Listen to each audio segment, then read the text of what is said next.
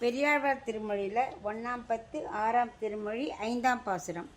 புட்டியிற் சேரும் பொழுது கொண்டு வந்து அட்டி அமுக்கி அகம்புக்கு அறியாமே சட்டி தயிரும் தடாவினில் வெண்ணையும் உண் பட்டி கன்றே கொட்டாய் சப்பானி பத்மநாபா கொட்டாய் சப்பானி.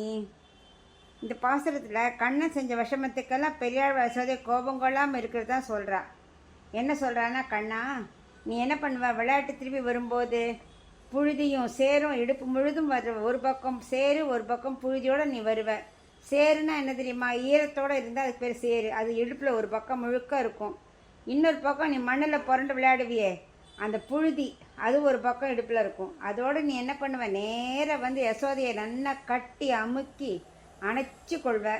அதனாக்க பார்த்து யசோதையானா கோவப்படவே மாட்டா. நம்ம குழந்தை தானே அப்படின்னு அவள் கொஞ்சோட தவிர கோவப்படவே மாட்டா.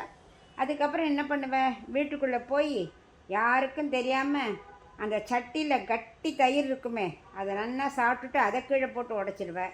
அப்புறம் தடாவில் வெண்ணெய் வச்சுருப்பா இல்லையா, அதையும் நல்லா வழித்து எல்லாம் சாப்பிட்டு முடிச்சிடுவேன்.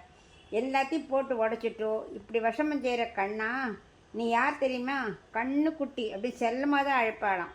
கண்ணுக்குட்டியே நீ விஷமம் செய்யும் கண்ணுக்குட்டி தானே, எனக்காக ஒரு சப்பானி கொட்டக்கூடாதா அப்படின்னு பெரியாழ்வார் யசோதை கேட்குறா. அதுவும் நீ யாரு, பத்மநாபா, உந்தி தாமரையில் பிரம்மாவை படைத்து தன் வயிற்றில் பாதுகாத்து வைத்திருந்த ஜீவாத்மாக்களுக்கெல்லாம் படைக்கும் தொழில பிரம்மா மூலம் பிறவி கொடுத்த பத்மநாபனாச்சே நீ தான் எங்களுக்கு தாய் தந்தை எல்லாமே. நான் உன்னை கோவிச்சிக்க முடியுமா, உன்னோட குழந்தையாச்சே நாங்கள்லாம். அதனால் உன் குழந்தைகளாகி எங்களை கோவிச்சு கொள்ளாமல் நீ சப்பானி கொட்டு அப்படின்னு பிரார்த்திக்கிறார். பெரியாழ்வார் திருமொழியில் 1ஆம் பத்து 6ஆம் திருமொழி 6ஆம் பாசுரம்.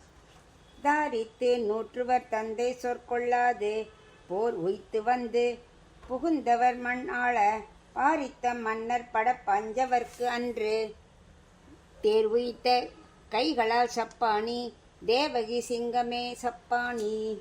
இப்போ இதுக்குள்ள அர்த்தம் பார்க்கலாம். இந்த பாசுரத்தில் திருவடியில் யார் சரணாதி பண்ணாலும் அவளுக்கு அனுகிரகம் செய்வாள் இல்லையா, அப்படிப்பட்ட கண்ணா சப்பானி கொட்டு அப்படி சொல்கிறது தான் இந்த பாசுரம்.